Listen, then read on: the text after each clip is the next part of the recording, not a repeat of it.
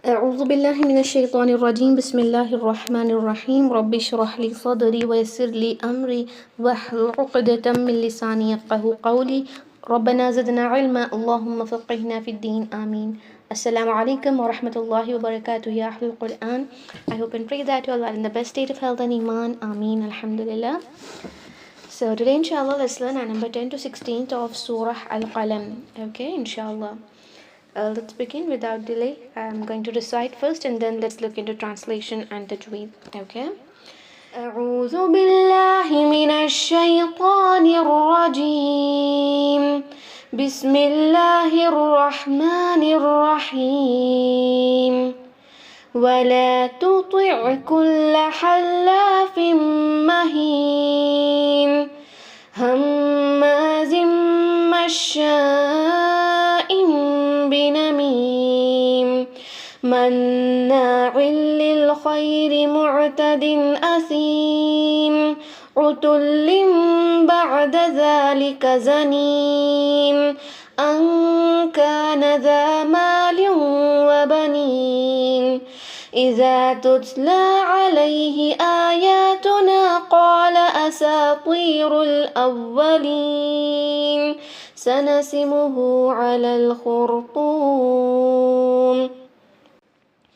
Alhamdulillah. So now inshallah let's look into the translation first.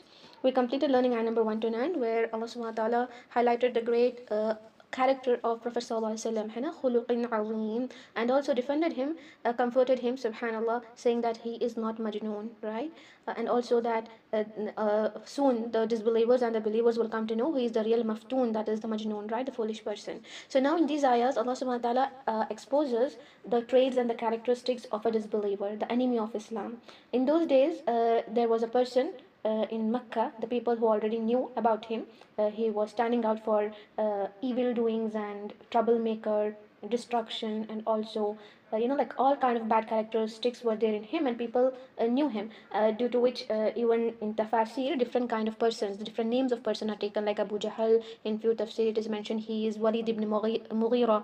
Okay, but Allah subhanahu wa ta'ala did not mention that here in the surah. So what Allah is saying is to stay away from such persons. This also already started this command of Allah subhanahu wa ta'ala and advice to the believers and Prophet sallallahu alaihi wasallam already started in the previous ayah which we saw. Allah subhanahu wa ta'ala says not to follow mukazzib, the one who denies Allah subhanahu wa ta'ala and one who is an habitual liar, because mukazzib is used for the denier and also for the one who is the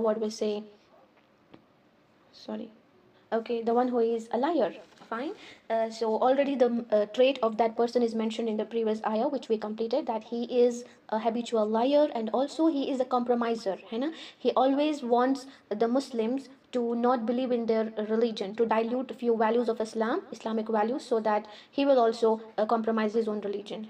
He is ready to give a lot of things to the Muslims, that is obviously the things of dunya, the wealth, everything, the state, the status, the wealth and all, so that they compromise their deen. That is also his trait, right? He don't want Muslims to follow the religion. Subhanallah, these are the two traits of this person which we already have learnt in the previous ayahs. Now inshallah Allah mentions him so clearly. Okay, so after learning these traits, it's so important for us to know these characteristics of disbeliever, the enemy of Islam, because Allah is commanding and advising us, the believers, to stay away from such people. Okay, to stay away from these kind of people. So we have to learn these traits and also see whether these traits are present in us. Allahu Akbar. Astaghfirullah. May Allah subhanahu wa ta'ala not make us among the person which Allah is mentioning here. Okay, because such traits should not be there in Muslims. If it is there, we have to first seek forgiveness and stop doing such things which Allah mentions here. Okay, and also something I would like to say is, whoever is the enemy of Islam today, whoever comes in your mind for whatever is going on this dunya, whichever names is in your mind, you just think him in your mind and read these traits. You will see that all these traits will be fitting to his characters. Allahu Akbar. You will say Allah is mentioning that person here. Okay, because in general Allah is mentioning the traits of the enemy of Islam. So let's see what is he, who is he. Allahu Akbar. Ayah number 10. وَلَا تُطِعْ كُلَّ حَلَّافٍ مَهِينٍ. And do not obey every worthless habitual swearer. Okay, habitual swearer, that is his first quality, and the second is mahin. Two of his qualities are mentioned here. One is he is halaf. What is halaf? Halaf is from the word halaf. You know, halaf is to take oath. Okay, to take oath or to swear a lot is called as a halaf. Halaf here. That tashdid is to emphasize that he does it more. Habitual swearer. Okay, he every time swear, frequently swearing, because he know he is kazab, which is mentioned in the previous ayah. Mukadzib, the one who is an habitual liar, to make his things agreed upon, to make people say know that he's telling the truth, even if he's lying, he has to swear, you know. So he swears a lot. He's an habitual halaf, that is the swearer. And what is his second characteristic? He is mahin. Allahu Akbar. What is mahin? Mahin is someone who is worthless, a pathetic person who is worthless, who has no worth even in the eyes of people. Because the people, even though he becomes so powerful, he is powerful. You can imagine any person, the dushman of deen today, the enemy of deen today, he thinks he's powerful, but the people know correctly that he is not. You know, we just don't even non-Muslims know that he is not so worthy. You know, he's so worthless. This is his trait, as he is an habitual liar, so he will be obviously habitual swearer as well. That is a sign of a disbeliever and a hypocrite, right? Even from the hadith we come to know that Muslim should never lie a lot. You know, he should also not swear a lot, because these are the signs of hypocrisy.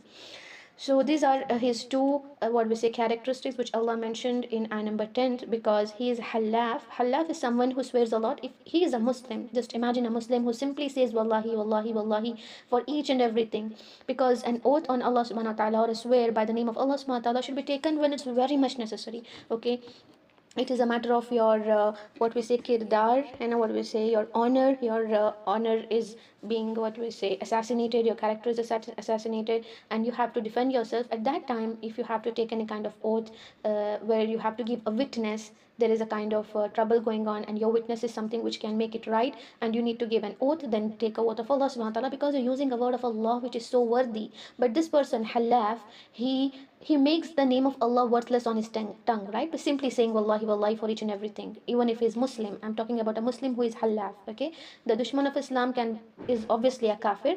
If Muslims have this kind of habit, Allah calls him as mahin as well, because when he makes the name of Allah worthless on his tongue, Allah named this kind of person as mahin. Now mahin means what? Mahin means worthless. You made Allah's name worthless on your tongue, now you are a mahin, zalil kind of person. In Urdu we say zalil, worthless. You are no worthy at all. Not even in the eyes of Allah, and also not even in the eyes of people.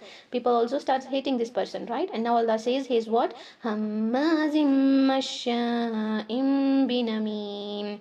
You can note down these characteristics one by one. Now Allah says he is hammaz. What is hammaz? The defamer. Okay, Hamas is one who insults people, talks bad about them, gossips about them, defame them, character assassinations, whatever he can to hurt people verbally. Here Hamas is something accusing people, troubling them with his tongue is Hamas. Okay, verbally defaming them, okay, talking bad about them. Even if the person is right, he just talks bad about them. That is Hamas. And what? Masha'im binami. Masha'im means walking around, is called as masha. Walking around with what? Binamim. What is namim? Namim means spreading something. Namim itself, the word, means to spread. What does he do? He spreads gossips. He goes around here and there, like he comes to one person, takes few words from him, goes to other person, talks about it, because he wants to create enmity between those people. Allahu Akbar. So this is called as namim, and this kind of person is called as nammam, about which Prophet ﷺ said, "La yadkhulul jannata nammam." Allahu Akbar. That is, nammam doesn't enter the Jannah, paradise. So obviously this is the haram sin, haram act, which we should not do, right? And if we are doing this, gossiping here and there and defaming people with our words, Allahu Akbar, we should be first ask forgiveness, seek forgiveness with Allah subhanahu wa ta'ala, and then stop doing these things, you know?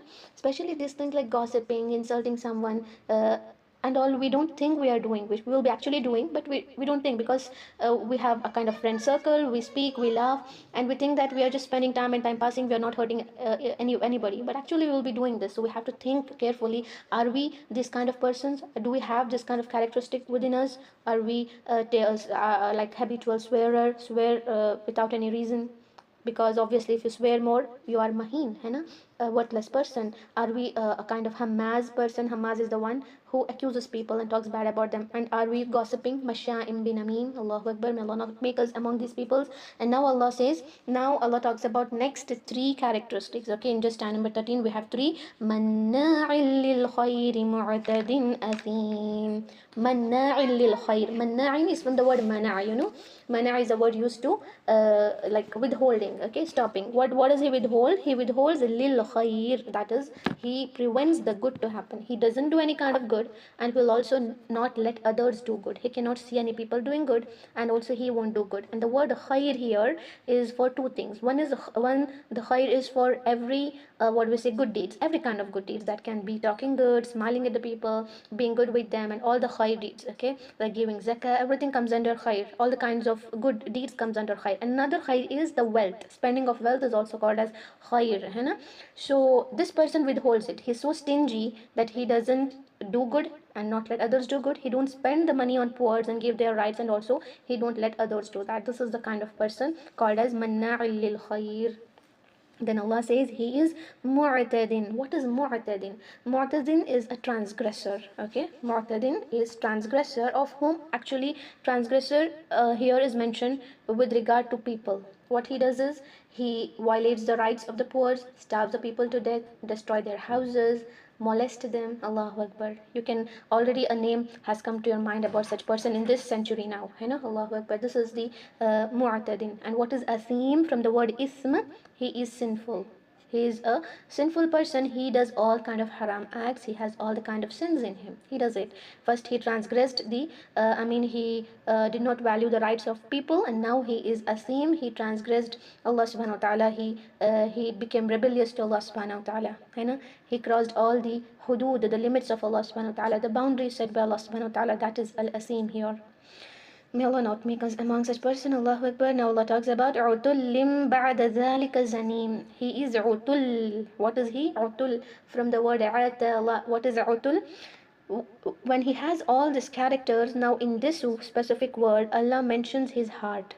Because cruelty is something which should be there in the heart. You know? Cruelty, Utul means cruel, violent. He's so cruel, he's so harsh. His hands are so cruel and violent that they just destroy everything. And also his tongue is so violent and harsh that it breaks the people's heart. Just with his tongue, he breaks the hearts of the people. Allahu Akbar. He damages it, he harms, he causes harm. That is called as Utul here. Ba'da dhalika zanim. Allah says, Ba'da dhalika. Like what, you know? He has all these characters. He is also cruel at heart. He has a very hard heart with no compassion, with no mercy towards people. He don't even have a human level of mercy. Like for example, nowadays you can see people are whatever the war is going on, even if the Muslims are they are hurt, they have been killed, even the non-Muslims are supporting Muslims there. Why are they supporting? Because they say, leave alone what about is the religion is aside, at least support humanity, they say, disbelievers. Whatever is happening in Palestine, the kids, the children and the women are killed there. Allahu Akbar. May Allah protect them and just destroy all the enemies of Islam. Ameen. So even the non-Muslims are saying, at least for the sake of humanity, protect them. Don't you have a human level of mercy? Allah says, no, this person is utul. He has not even a human level of mercy. He doesn't even think the person who I'm killing and destroying is at least a human. He treats them bad, more bad than how some people treats animal. Allahu Akbar. Ba'da dhalika. Now Allah says, on top of it, he has all this. On top of it, now he is zanim as well. Allahu Akbar.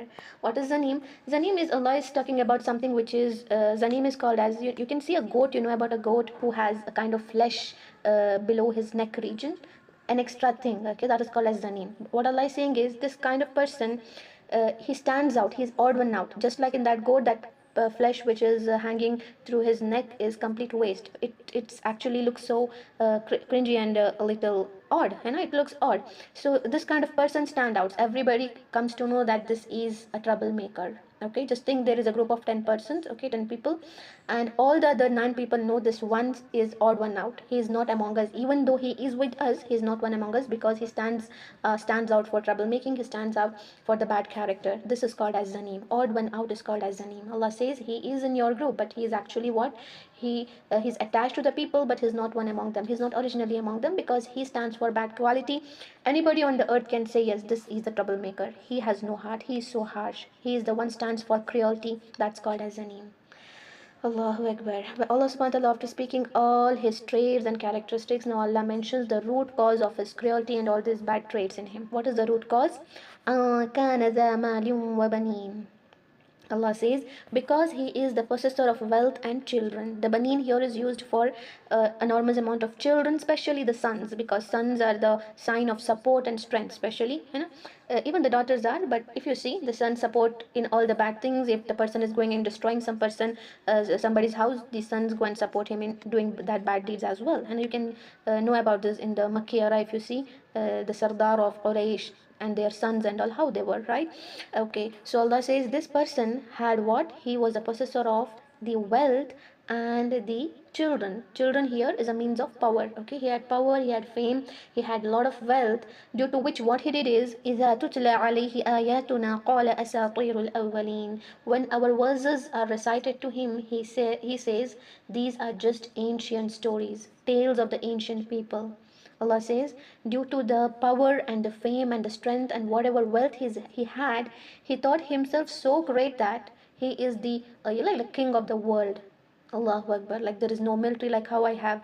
There is no strength like how I have. I can do whatever I want. No, no, no. Nobody can do whatever they want because Allah is the one who has power over everything, right? But this person who has so much wealth, so much an enormous amount of fame, everything, actually, see, another point here is Allah is not saying the one who has wealth and children, that is the fame and power, is not a bad quality, because in previous ayahs Allah mentioned things like characteristic, like traits. Don't follow this person, this, just Allah mentioned the person's quality. But when came to this ayah, Allah says ankana. Why? Because in this way, Allah used the word because here. Ankana means all of these traits in him is because of this mal and banin.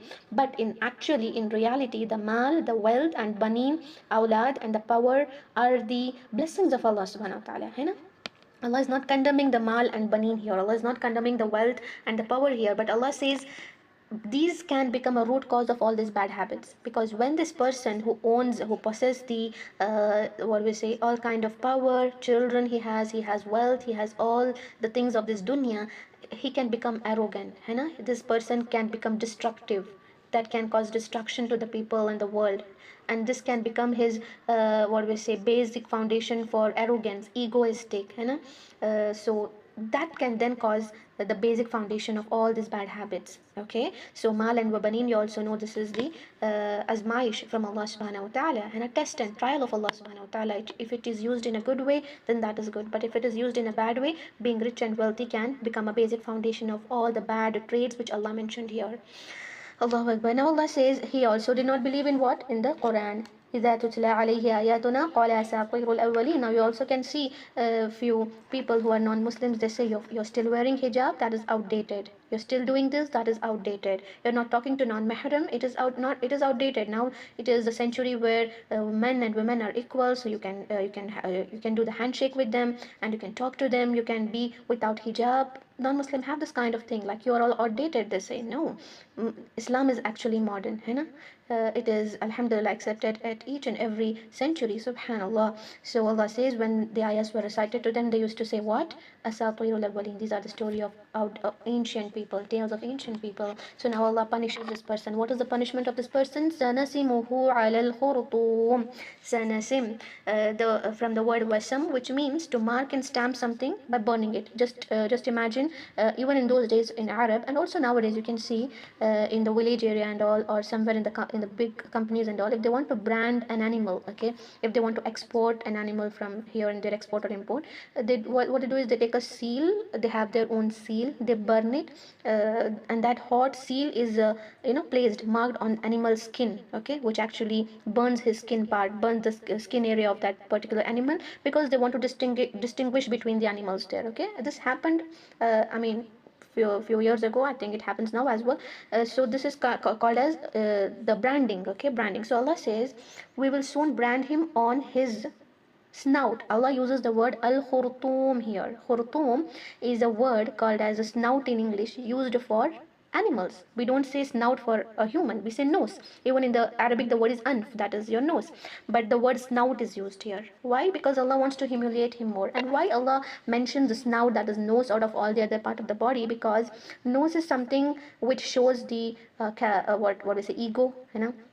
The ego is displayed on the nose, the anger, the cruelty is displayed on the nose. We say, no, you have a lot of anger on your nose, you have a lot of ego on your nose. So nose is something which is a sign of pride, sign of arrogance, sign of cruelty, sign of being harsh. So Allah says you have this kind of pride in yourself, so we are going to mark your snout. Allah uses the word snout instead of nose just to humiliate that person. And why Walid ibn Mughira is called as the person Allah mentioned here is because during the battle of Badr, this particular person, Walid bin Mughira, among the Sardar of Quraysh, his nose was cut off during the battle. Okay, during fight in the battle of Badr, his nose was cut off.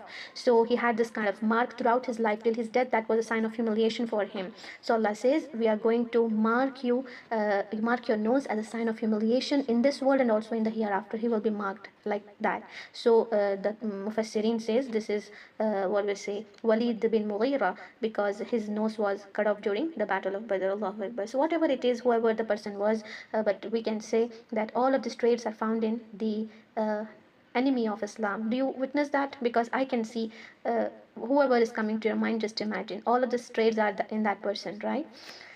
So I hope you understood the topic well. Allah just wants us to make not believe in such person, stay away from him. Yes. Alhamdulillah. Thank you for the reaction, because when there is no reaction, I feel you're all either sleeping or you're somewhere else. Your mobile is just playing my voice and you're not near the class. You're here, mashallah. Thank you so much. Jazakallah. Yeah, because when you don't reply, I feel maybe you just turned on the mobile in the meeting and you just have gone somewhere.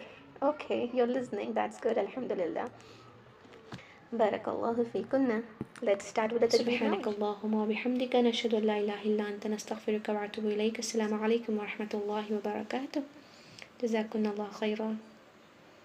وعليكم السلام ورحمة الله وبركاته. وإياك. الحمد لله. وإياك. بارك الله فيكم.